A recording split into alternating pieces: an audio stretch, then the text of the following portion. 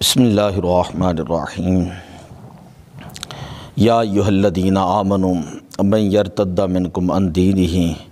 فسوف یأتی اللہ بقوم یحبہم ویحبونہم۔ قرآن کریم سورہ مائدہ آیت نمبر 54 ہے۔ اس کے اندر اللہ تبارک و تعالیٰ نے ارشاد فرمایا کہ اے ایمان والو، جو کوئی تم میں سے دین سے مرتد ہو جائے تو اللہ تبارک و تعالیٰ ایسے لوگوں کو لے آئے گا کہ جن کو اللہ تعالیٰ پسند فرماتا ہے اور وہ لوگ اللہ تعالیٰ سے محبت کرتے ہیں۔ اذلۃ علی المؤمنین اعزۃ علی الکافرین۔ تو یہ لوگ جو ہیں کافروں کے اوپر جو ہے وہ بڑے معزز ہوں گے۔ یجاہدون فی سبیل اللہ، اللہ کے راہ کے اندر جہاد کرنے والے ہوں گے۔ اللہ تعالیٰ نے اپنے پیارے حبیب علیہ الصلاۃ والسلام کی رفاقت کے لیے ایسے افراد کا انتخاب کیا کہ جو انبیاء علیہم الصلاۃ والسلام کے بعد سب سے زیادہ لوگوں میں افضل اور اعلیٰ لوگ تھے۔ پھر حضور علیہ الصلاۃ والسلام کی صحبت کی وجہ سے، تربیت کی وجہ سے اور آپ کی خاص توجہ مبارک کی وجہ سے اللہ تعالیٰ نے ان کو ایسا مقام عطا فرمایا کہ قیامت تک ان لوگوں کا ذکر خیر ہوتا رہے گا۔ نبی اکرم صلی اللہ علیہ وسلم کے ساتھ سب سے زیادہ رفاقت اور سب سے زیادہ خدمت گزاری اور سب سے زیادہ اعتماد پانے والے خوش نصیب صحابہ میں سے 4 صحابہ ہیں جنہیں ہم کہتے ہیں خلفائے راشدین۔ اس کی ترتیب جو ہے وہ ایک الگ مسئلہ ہے، وہ انشاءاللہ میں کسی دن ضرور بیان کروں گا جو احادیث میں آتی ہیں۔ خلفائے راشدین میں سے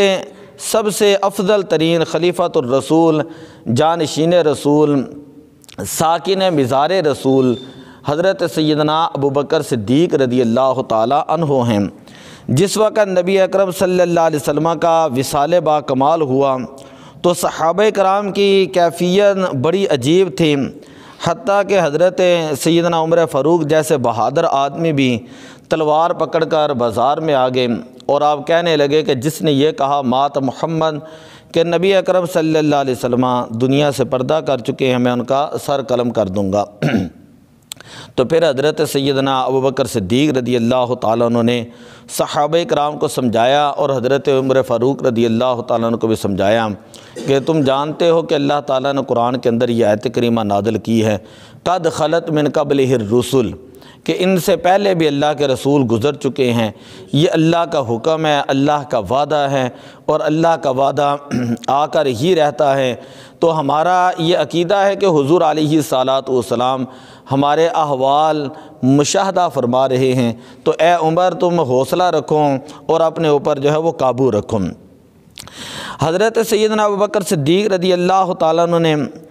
اللہ تعالیٰ کی توفیق سے نہ صرف صحابہ کرام کو سنبھالا بلکہ رسول پاک صلی اللہ علیہ وسلم کے پہلے جانشین مقرر ہوئے، اور صرف 2.5 سال کی عمر کے اندر آپ نے اسلام کے خلاف اٹھنے والی جتنی سازشیں تھیں، حتیٰ کہ وہ لوگ جو زکوٰۃ دینا جو ہے، جنہوں نے کہا تھا کہ ہم زکوٰۃ نہیں دیں گے، جنہیں مانعین زکوٰۃ کہا جاتا ہے، آپ نے ان کے خلاف بھی جہاد کا اعلان کیا۔ اور آپ نے فرمایا کہ وہ لوگ جو نبی پاک صلی اللہ علیہ وسلم کے دور کے اندر اونٹ یا اونٹنی صدقہ دیتے تھے اور ساتھ رسی بھی دیتے تھے، اب وہ اونٹ صدقہ کریں، رسی کا انکار کریں نا، تو ابوبکر صدیق رضی اللہ تعالیٰ عنہ شریعت کے مسئلے کی وجہ سے ان کے ساتھ بھی جو ہے وہ جہاد کرے گا۔ حضرت سیدنا عمر فاروق رضی اللہ تعالیٰ عنہ آپ نے کبھی بھی جو ہے وہ خلافت کا اپنے دل کے اندر ارادہ نہ کیا اور کبھی بھی خلافت کی لالچ نہ کی، کیونکہ بے شمار احادیث پاک ہے، نبی اکرم صلی اللہ علیہ وسلم نے فرمایا مسلمان کو کبھی بھی حکومت کا لالچ نہیں ہونا چاہیے۔ تاہم اگر وہ کوئی انسان اپنے آپ کو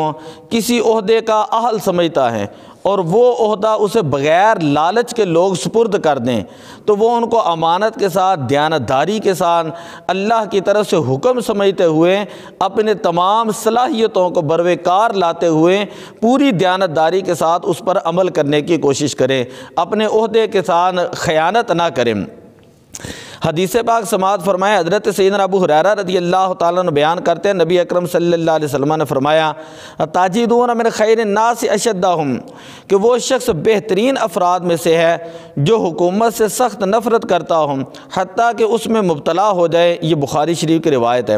اور دوسری حضرت عبد الرحمن ابن سامرہ رضی اللہ تعالیٰ عنہ بیان کرتے ہیں، حضور علیہ السلام نے فرمایا لا تسأل الامارۃ، یعنی دنیاوی مفادات کے لیے حکومت کا مطالبہ نہ کرو، اگر تمہارے مانگنے پر حکومت ملے تو تم اس کے سپرد کر دیے جاؤ گے، تمہاری مدد نہیں کی جائے گی جس کی وجہ سے تم اسے نبھا نہیں پاؤ گے، اور اگر بن مانگے مل جائے تو یہ سمجھے کہ اللہ تعالیٰ کی طرف سے یہ تمہاری مدد ہے۔ یعنی اگر انسان خود لالچ کرتا پھرے کہ مجھے یہ عہدہ چاہیے، مجھے یہ عہدہ چاہیے، آپ دیکھیں نا معاشرے کے اندر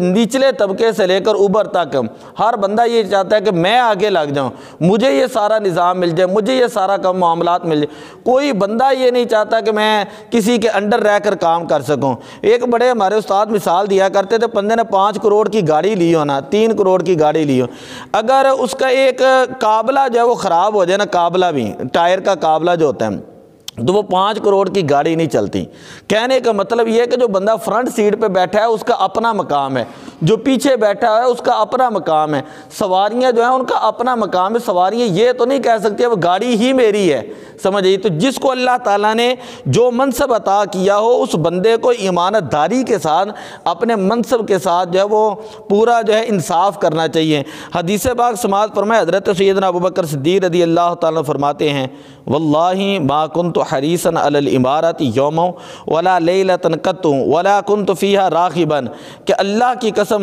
کہ لوگوں تم گواہ رہنا کہ مجھے زندگی بھر کسی دن یا کسی رات میں حکومت کی خواہش نہیں رہی، اور نہ ہی کبھی میں نے خفیہ طور پر یا اعلانیہ طور پر اللہ تعالیٰ سے حکومت مانگی تھی۔ مجھے حکمرانی میں کوئی راحت نہیں، بلکہ مجھے تو اتنی بڑی ذمہ داری سونپی گئی ہے کہ اللہ تعالیٰ کی مدد کے بغیر اسے پورا کرنا میرے بس میں نہیں ہے۔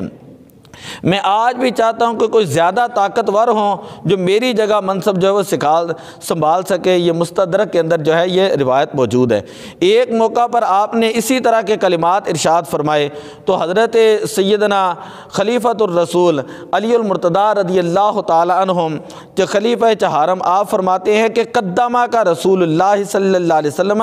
فمن یؤخرو کا، کہ اے ابوبکر صدیق رضی اللہ تعالیٰ عنہ، آپ کو تو رسول پاک صلی اللہ علیہ وسلم نے مقدم کیا ہے، امامت کے لیے کھڑا کر کے آپ کو ترجیح دی ہے، اب کس کی مجال ہوگی کہ وہ آپ کو مؤخر کرے۔ یہ حضرت علی المرتضیٰ رضی اللہ تعالیٰ عنہ کے جملے اور حوالہ ہے۔ امام مسند امام احمد بن حنبل کے اندر جو ہے یہ روایت موجود ہے۔ تو آج جو ہے اگر ہم کھلے دل کے ساتھ دیکھیں تو پتہ چلتا ہے کہ حضرت ابوبکر صدیق رضی اللہ تعالیٰ عنہ عقائد اہل سنت ہیں، اور اجماع ہے اس بات کا، امت کا اس بات کے اوپر اجماع ہے کہ نبی پاک صلی اللہ علیہ وسلم کے بعد خلیفہ برحق اور خلیفہ بلا فصل، اور روحانی خلیفہ بھی اور باطنی خلیفہ بھی اور ظاہری خلیفہ بھی وہ ابوبکر صدیق رضی اللہ تعالیٰ نے یہ پہلے خلیفہ ہیں، یہ بلا فصل خلیفہ ہیں۔ یہ کوئی بات نہیں ہے کہ کوئی بندہ کہے کہ نہیں یہ خلیفہ نہیں ہے، خلیفہ فلاں ہیں فلاں ہیں۔ تو ہم عقائد اہل سنت کی بات کر رہے ہیں۔ حضرت سیدنا ابوبکر صدیق رضی اللہ تعالیٰ جب خلیفہ بنے، آخری بات میں کرتا ہوں، جس وقت آپ خلیفہ بنے تو آپ کاروبار کرتے تھے کپڑے کا، تو کپڑے کے کاروبار کے لیے آپ بازار کی طرف جا رہے تھے۔ حضرت سیدنا عمر فاروق رضی اللہ تعالیٰ عنہ، آپ نے دیکھا ایک اور صحابی تھے حضرت غالباً سعد بن ابی وقاص، انہوں نے جو دیکھا تو کہا کہ آپ تو اب امیر بن چکے ہیں، تو اگر آپ حکومت کی طرف جائیں گے تو یہ سارے معاملات کون کرے گا؟ آپ نے کہا کہ میرے گھر کے معاملات کون کرے گا؟ صحابہ کرام نے مشورہ کیا، اور مشورہ کرنے کے بعد آپ کا جو وظیفہ مقرر کیا گیا، جسے ہم تنخواہ کہتے ہیں مقرر کی گئی، وہ یہ تھا، ایک متوسط درجہ کے عام مسلمانوں کے اخراجات کے مطابق اعزازیہ آپ کو پیش کیا جائے گا۔ خلیفہ بننے سے پہلے آپ اپنے گھر والوں کے لیے جتنا خرچہ دیتے تھے اتنا ہی آپ کو خرچہ دیا جائے گا۔ پہننے کے لیے صرف 2 چادریں دی جائیں گی، جب وہ پرانی ہو جائیں گی تو انہیں بیت المال میں جمع کر کے نئی چادریں جو ہے وہ دی جائیں گی۔ سفر پر جانا ہو تو بیت المال سے آپ کو سواری پیش کی جائے گی۔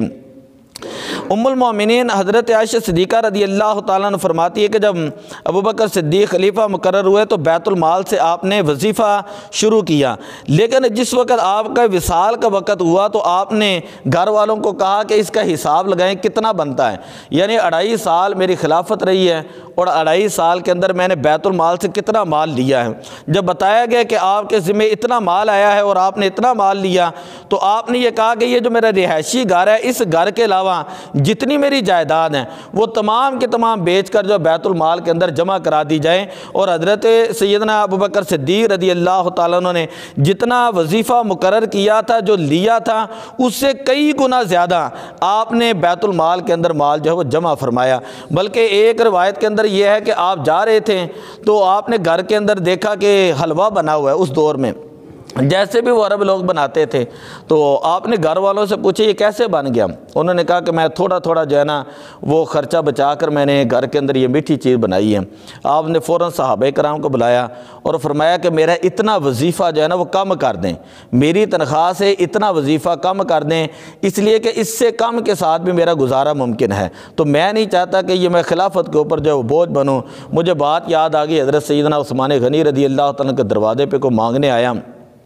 تو آپ اپنے بیوی سے لڑ رہے تھے کہ تو نے چراغ کی بتی جو موٹی کیوں رکھی ہوئی ہے، اس سے تیز جو ہے وہ زیادہ جلتا ہے۔ تو وہ مانگنے والا کہتے یہ ہمیں کیا دیں گے، اور یہ مسلمانوں کے خلیفہ بنے ہوئے ہیں۔ خیر اس نے اللہ رسول کا واسطہ دیا اور حضرت سیدنا عثمان غنی باہر آئے، آپ نے کہا یہ فلاں علاقہ ہے اور اس کے اندر میرے 100 اونٹ ہیں، 100 اونٹ بما سامان میں تمہیں اللہ کی رضا کے لیے دیتا ہوں۔ مانگنے والے کہنے لگا کہ آپ میرے ساتھ مذاق کر رہے ہیں، گھر میں آپ